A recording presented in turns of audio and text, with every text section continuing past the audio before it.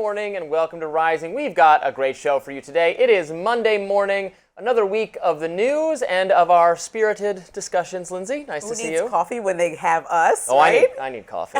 Every morning I need coffee. You were just asking me if I was a morning person. I'm not a morning person, despite hosting a morning news show for the last 4 years. Coffee is what gets me through it. I feel like there's two people, and both of us are not the second. One is the people who are not morning people, and the second is the people who wake up and go to the gym and do all the things in the morning. Yeah. Not either of us. Yeah. But I want to know what's on your radar now that we are up and alert. Let's get to it. So, viewers are by now overly familiar with the phrase Dems in disarray, owing to the unique amount of dysfunction that the leaderless, aimless, and often clueless Democratic Party has been manifesting in recent months. But if we're both being honest with ourselves, you and I, the GOP is now dealing with its own drama. Let's call it MAGA in the miasma. I refer, of course, to the controversy over the Trump administration's failure to release more files pertaining to the late Jeffrey Epstein, a disgraced financier and sexual predator who died while awaiting charges. Now, the latest news is that the FBI deputy director, Dan Bongino, is furious with Attorney General Pam Bondi for botching the release of the Epstein files and causing many of the MAGA faithful to turn on the administration, even to criticize President Trump, something that almost never happens. Bondi famously invited MAGA influencers to the White House to receive the Epstein files Part 1, which didn't actually contain any new information about associates who may have abused underage women at Epstein's invitation and direction. Now, Bondi has taken the position that there's no Epstein client list, no cover-up, no conspiracy, nothing to see here. The MAGA faithful know that such an outcome is not good enough.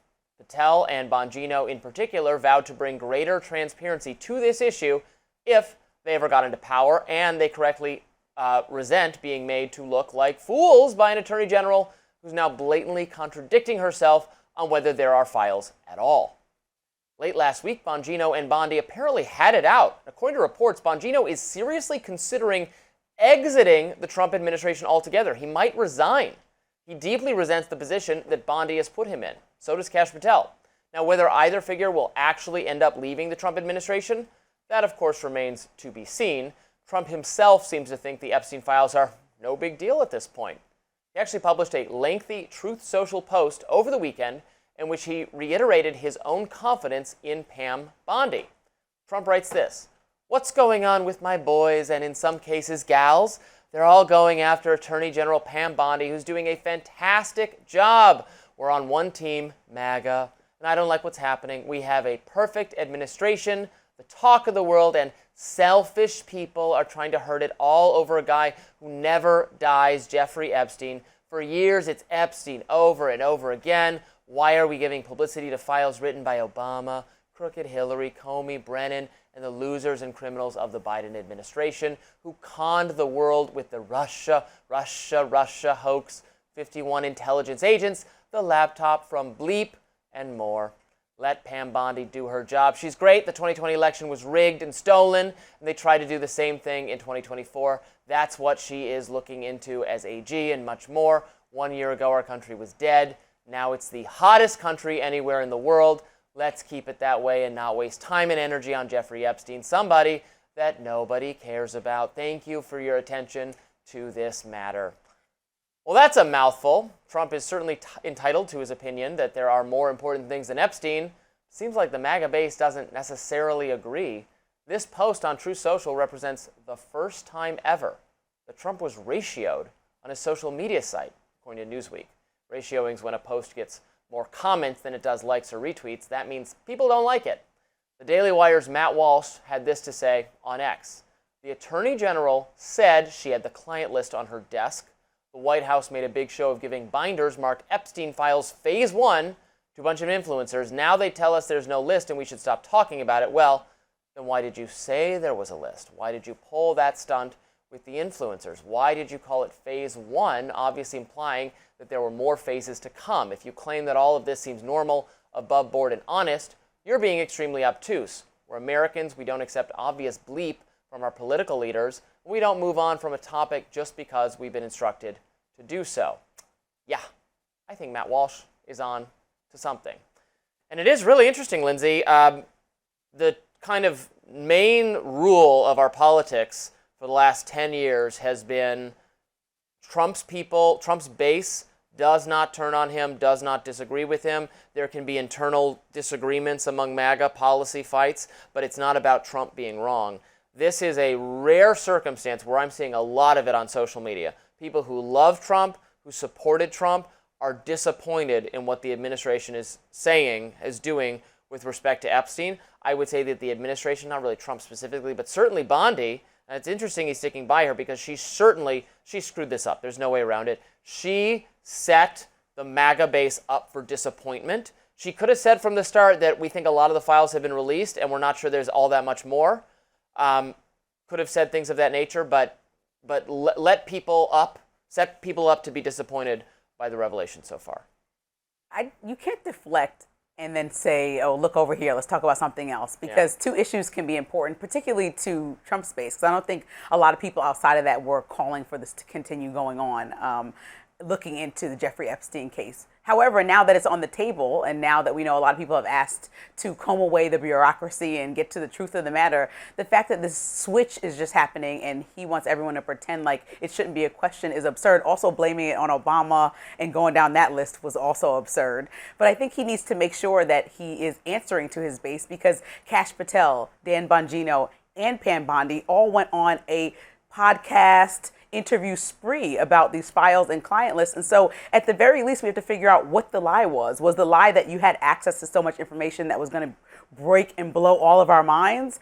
Or was the lie that you always been telling a lie and just egging people on and there's nothing in there? Or is the lie that you're covering up for someone? I think these are real questions, especially with that Wired article that came out last week that showed that software for editing, Adobe Premiere, specifically was used for the tape. Like, because I'm not Bondi even says that theorist. 1 minute of missing footage, she said, oh, that's every night they have 1 minute of missing footage because of the resetting of the cameras. That's what she said. And now we find out, yes, the tape was edited.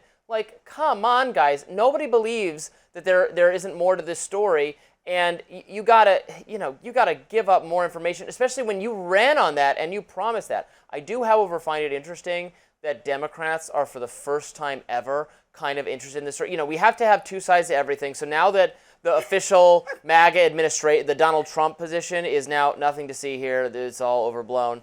Like I saw AOC tweeting about, we got to get to the bottom of the Epstein files. Oh my God, none of you people cared for 1 second about this story until now. People are mad at Trump about it, so now it's going to be your cause célèbre. I'll be the first one to tell you I did not care. But I'm eating this up, because if you watch this play out, you're watching. Well, you're one of them then. Fine, I'm one of them. I'll raise my hand proudly, because Elon Musk brought it up and you saw the demise of their relationship, and now you're seeing people like Megyn Kelly, Tucker Carlson, who by all standards are, amenable to President Trump in every single way. Tucker's furious, and we're going to talk about his reaction a little bit later in the show, because he spoke at Turning Point USA over the weekend and said a lot of interesting things. And so did Megyn Kelly, and she specifically called for Pam Bondi to go. Yeah. So like you said, why is he protecting Pam Bondi? My theory is always he doesn't want to make any enemies that can go ahead and write tell-all books like we saw come out of his first administration. He's trying to limit the number of people that end up in the crosshairs. I actually think he never really cared about this story very much. If you go back and look at what he specifically has said about the Epstein files,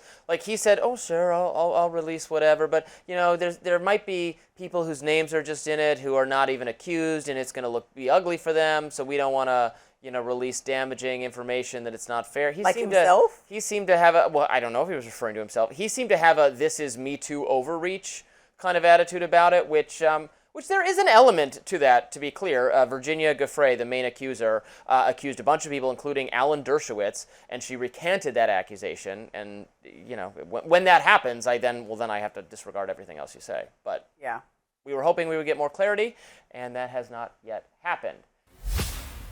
Good morning and welcome to Rising. We have a great show for you today. Lindsay, it was hilarious. You executed this mad dash out of the studio right before we started because I pointed out you were wearing tennis shoes, which I thought was a tribute to Niall, who usually wears tennis shoes, but apparently you just had the wrong shoes on. I love Niall sneakers, but I also not going to wear my walking shoes. Like, I literally walk to work in the morning, so I'm definitely not wearing those on air. But I'll get a cool pair like Niall. But otherwise, I had to run and go get because the viewers can see them because of our lack of table. I think it's time to address the elephant in the room, or the elephant not in the room, which is the lack of table, which I know the viewers are not thrilled about. You guys feel very strongly about it. We got a lot of opinions. I know we could still get a table. We could think about it. Yeah, but where's it going to be? Like, It could be like our heads will just peer over toddler. it. Yeah. I don't know. We're still working on it, so bear with us. But we've got a lot to get to on today's show. Why don't you tell the folks about it, Lindsay? Yeah, so today on Rising, we'll talk about President Trump's total of 100, or he did a 180 on the Russia-Ukraine conflict, period. We are also going to cover Biden addressing allegations he wasn't aware of certain pardons that were signed with his name using the auto pen. And we'll be taking a look at Republicans' attack on public media and what they're really trying to accomplish. But first, Robbie, we got to start with your radar. What's on it? Let's get to it. One of my favorite recurring features in the mainstream media, maybe it's a favorite of yours as well, is when some progressive liberal in the New York Times or the Atlantic or elsewhere writes a column on how to avoid your conservative family members during Thanksgiving, or Christmas, or even the 4th of July. The premise of these articles is always the same. The toxic right-wing views of your grandma or your Uncle Steve or your great Aunt Betty constitute a form of emotional labor that you, a good, moral, upstanding progressive, should not have to be subjected to. Now, some of these entries don't merely suggest that liberals should avoid and shun right-wing family members and friends. They actually suggest that you should belittle or mock them. You may remember a ghastly Los Angeles Times column with this title: "Mocking anti-vaxxers' COVID deaths is ghoulish, yes, but necessary." Necessary. Indeed, COVID vaccine skeptics are favorite targets of liberal op-ed writers year after year. But now, one card-carrying member of the liberal establishment, former Obama speechwriter David Litt, thinks that showing conservatives and COVID vaccine skeptics shunning them was in fact a mistake of sorts. And he has a new piece in the New York Times that makes that case. It's called, "Is It Time to Stop Snubbing Your Right-Wing Family?" I'd say it was never time to start snubbing your family over politics, but better late than never, I suppose. In his op-ed, Litt explains how for years he sort of tried to avoid making conversations with his brother-in-law Matt, an ardent Joe Rogan fan who possesses contrarian, non-mainstream opinions that aren't universally right-wing but are definitely not progressive. Matt, importantly, declined to get the COVID vaccine. Oh no, choice that David disdained. He wrote the following in his New York Times column: "We were on opposite sides of a cultural civil war. The deepest divide was vaccination. I wasn't shocked when Matt didn't get the COVID shot, but I was baffled. Turning down a vaccine during a pandemic seemed like a rejection of science and self-preservation. It felt like he was tearing up the social contract that, until that point, I'd imagined we shared. Had Matt been a friend rather than a family member, I probably would have cut off contact completely. As it was, on the rare and always outdoor occasions when we saw each other, I spoke in disapproving snippets," end quote. Now, to David's credit, he admits in the column that he's decided he was wrong to snub his vax-hesitant relative. David says this siloing effect, where we started only interacting with people whom we totally agree with, that's unhealthy for our country. He writes, "When we cut off contacts or let algorithms sort us into warring factions, we forget that not so long ago we used to have things to talk about that didn't involve politics. Shunning plays in the hands of demagogues, making it easier for them to divide us and even in some cases to incite violence." And I agree with that, and I'm glad David no longer thinks it's a good idea to shun people over politics as a general principle. He's sorry he did that and admits he was wrong, but here's the thing. Shouldn't David also admit that his main beef with his relative, the thing that so riled him up about right-wing people, was a fervent belief that David ended up being dead wrong about, i.e. the importance of the COVID vaccine? Now, nowhere in his column does this progressive New York Times writer, who is willing to shun someone for not getting the jab, acknowledge that, as it turned out, getting the vaccine is a personal choice that doesn't have much bearing on other people's health. David writes that choosing not to get the vaccine was shredding the social contract. Actually, no, forcing people to get the COVID vaccine or lose their jobs, that was shredding the social contract. It's exactly what President Joe Biden tried to do until the Supreme Court actually stopped him. So while I'm happy to see New York Times liberals admit that it's bad form to lose friends and family members over politics, I would also like to see them admit that when it came to this issue specifically, they were really, really wrong. Don't worry, any liberal friends and family members out there, I'm certainly not going to shun you because you were wrong about this, but you were wrong. And I have to comment on this, Lindsay. This just came to my attention. It was too late for me to put it in the script, so I'm going to read it off my phone. If I can pull up the things I favorited, the things I liked on Twitter. The readers of the New York Times do not agree that it's time to stop snubbing your right-wing family members. In the comments on this article, the most common word that emerges is no. No. No, it's not time to stop snubbing. When human decency is pushed overboard for power, no. The answer is no. No, this time it's more than political differences. Let's keep it simple. No, do not normalize this. No, human decency, never up for negotiation. Man, these people. Did you heart take the L. You heart that many no's? It was somebody else did this hard part of screenshotting it for me. I was with you. I was following along. Yeah, Like, oh, great with great points. But then you started going on a rampage, as you always do, about COVID. And Yeah. it's like people did the best they could with what they had. At No, the they moment. didn't. Yes, they did. People wanted to. So naturally, I'm upset with you if I think, okay, people in my proximity are passing away due to this virus that's going rampant. And the guidelines that we're getting from above are that we should be vaccinated, we should stay inside and wear masks, even though those might have been wrong. To be socially uncomfortable with a friend that's on a different side of the aisle that's only avoiding the vaccine because they politically disagree with who the message is coming from, that was the best information that people had at the moment, is to protect themselves. And so I would have been upset too, even though looking back, yes, I agree, it's a personal choice, but I don't think that it should sum down to that. You just shouldn't, I guess, silo people, because the internet does that. It profits off of that. Social media does that intentionally. But we don't have to do that to our family and friends. I would just like to hear, in addition to it was wrong to snub people because I disagreed with them, and also on this specific issue that I did the snubbing based on, I was wrong. I, the New York Times liberal, when I thought that your choice not to get the vaccine was harming other people or potentially harming me, and I, unfriended you on that basis, I was wrong because my policy perspective was incorrect. It really is just your choice and doesn't affect me very much. That's what I want to hear from the New York Times liberal op-ed writer. Wrong to snub you, and I actually got this question wrong. Imagine if you and I got into an argument, and then the next day I apologize, my genuine apology, and you're like, well, add this and this. Yeah. That's like, you're asking, he literally wrote out a letter. He was wrong about the entire snubbing, and you're saying add more. It's just more than that. Just, okay. Wrong about how you behaved, but this is, again, from my perspective, this isn't a let's agree to disagree issue. This is a, well, I was right and you were wrong on the question of, again, not whether the vaccine is harmful. I don't think that I have gotten vaccinated. I think it's up to you to decide whether to get it or not, but it's not effective, and I think it is very effective for at-risk people and elderly people to prevent severe disease and death. So I'm not like some deranged anti-vaccine lunatic. It's just whether you get it or not does not really affect my health or the public health at large, doesn't really affect whether COVID is spreading. And that is the central lie of the vaccine mandates, and I want more acknowledgement that they were wrong. Well, you're never going to be satisfied with the level of acknowledgement, but what I do see in this piece is a coming to terms that everybody went way too far, the pendulum swung way too far, and people did shut out a lot of people for political views. And I feel like we need to create an environment like we do here on the Hill where we can discuss ideas but still be friends, still say that we want the same things. And I think that I really understood that by living in Los Angeles, by living in Phoenix, a red state, by living in Denver, considered a purple state. So there's so much there, and everyone wants the same thing. People want to fund their families, feed their families, happiness, like basic rights. Well, you're the rare liberal of sorts who doesn't mind having provocative discussions with someone on the other side, and I think that's to your credit. But you're maybe a rare breed. I don't know. I think everyone is out there opening their mind to having bigger, broader conversations. I hope so.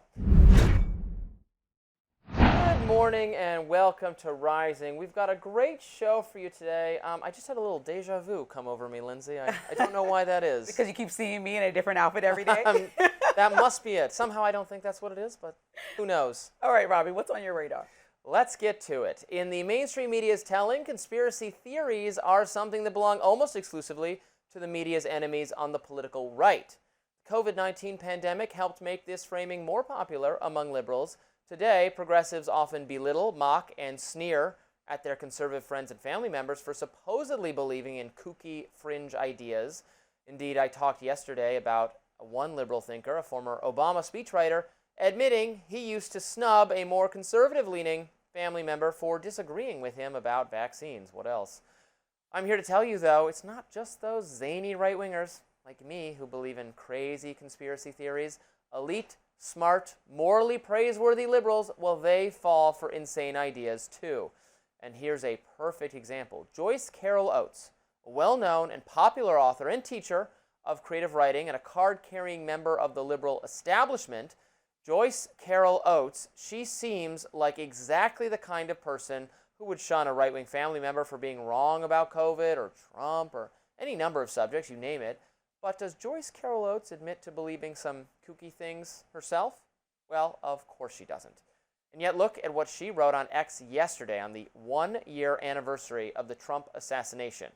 While anyone, from a shy child to a Green Beret veteran, would duck down immediately in a panic, shriek away from having been struck in the head by a pebble, let alone a bullet, instead Trump, and she can't even bear to write his name there, so you see what she did with the writing of Trump's name, stood up proudly and raised his fist for photographers without hesitation. Is it unreasonable to assume that only a person absolutely certain that there would be but a single shot, that he was not in any danger, could possibly behave as Trump behaved?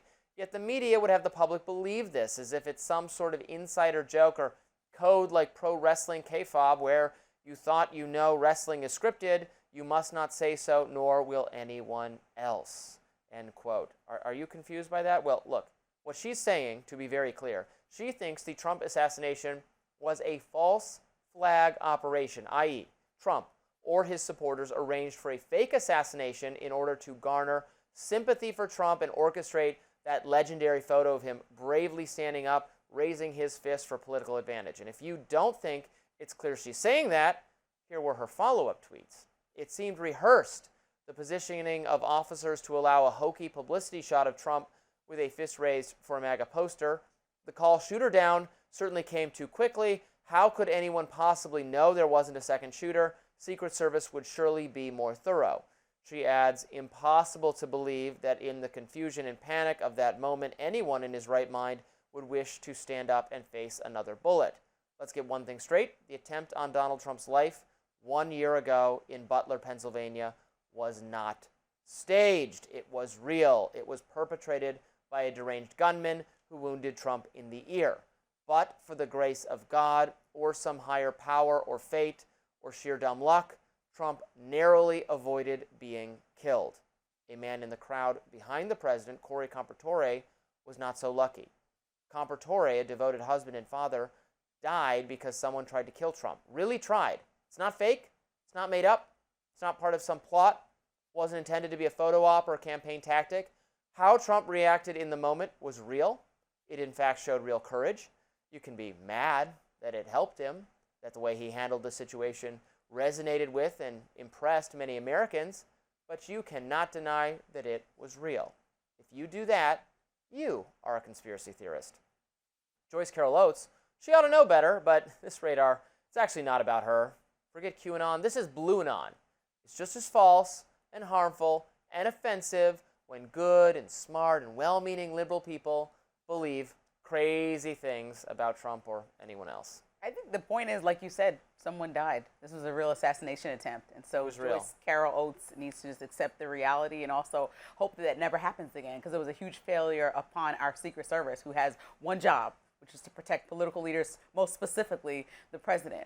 But I also think we've created this space on social media and in society where immediately, that comes from the top down, we are saying incorrect or conspiracy theory-like things upon times of tragedy. I said that most recently in Boulder when the incident happened and everyone wanted to blame the Democratic Party because of some rhetoric they had around that could be considered anti-Semitic, causing somebody who was a migrant to commit a crime. That's not a Democratic Party fault. I also said that when the accident happened with the plane in Washington, D.C. right here, and we heard President Trump immediately say, well, DEI could be involved here. I don't think that's appropriate. People died. We have to have some sense of decency across the board. And I also know specifically with this incident when there was an assassination attempt, I raised my eyebrows at Representative Mike Collins of Georgia because he wrote something on X immediately saying, quote, Joe Biden sent the orders.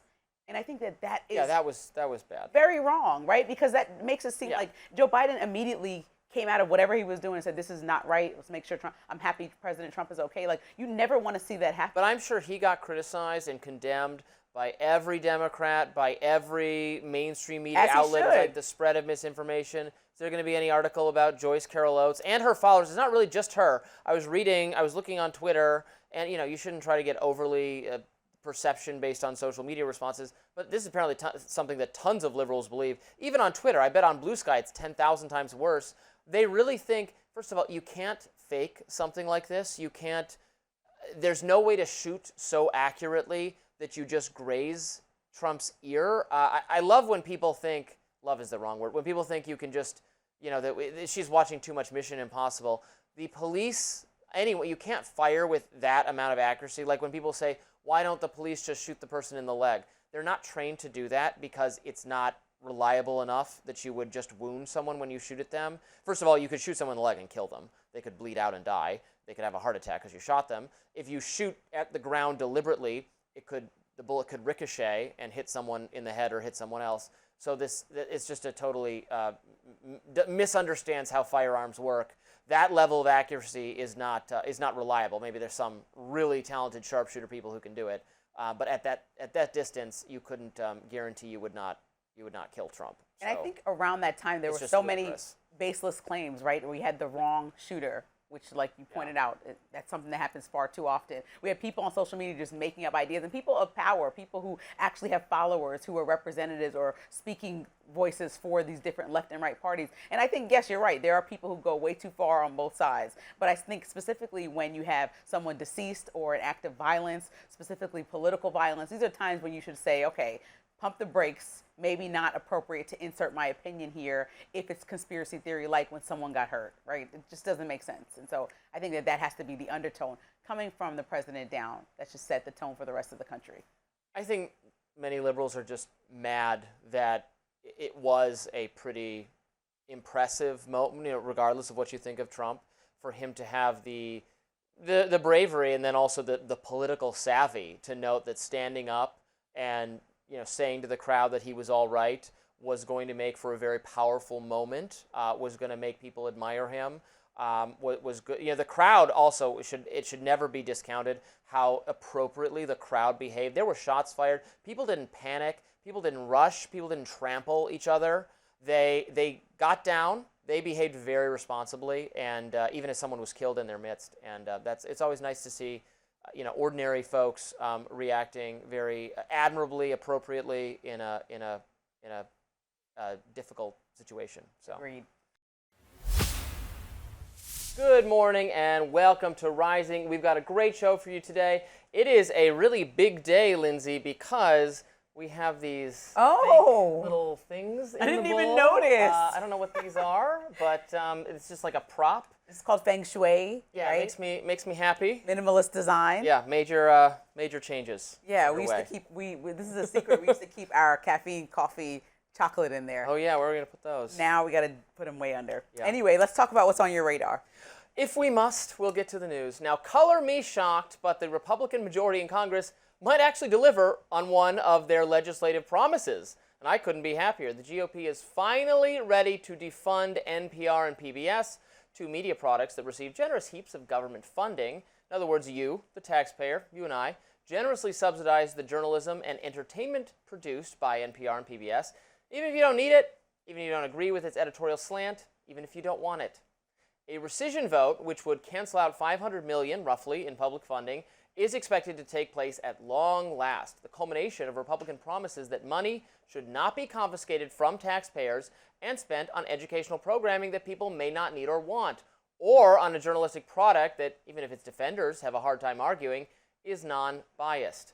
And yet, NPR CEO Katherine Maher, the final boss of wokeness, as I call her, is eager to shore up support for the feds continuing to take money out of your pockets and put it into hers. Now, she was on CNN recently making the case that our elected officials should protect her salary. Let's watch.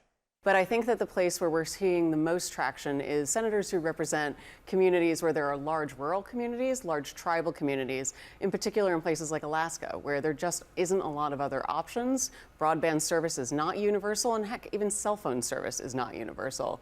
There's a real understanding of the need there, as well as for emergency alerting, in which public media plays an extraordinarily important role.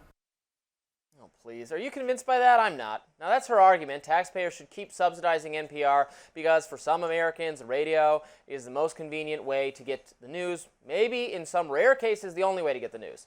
Look, that might be true, but we're talking about a dwindling number of people. The internet is the future, sorry to break it to you.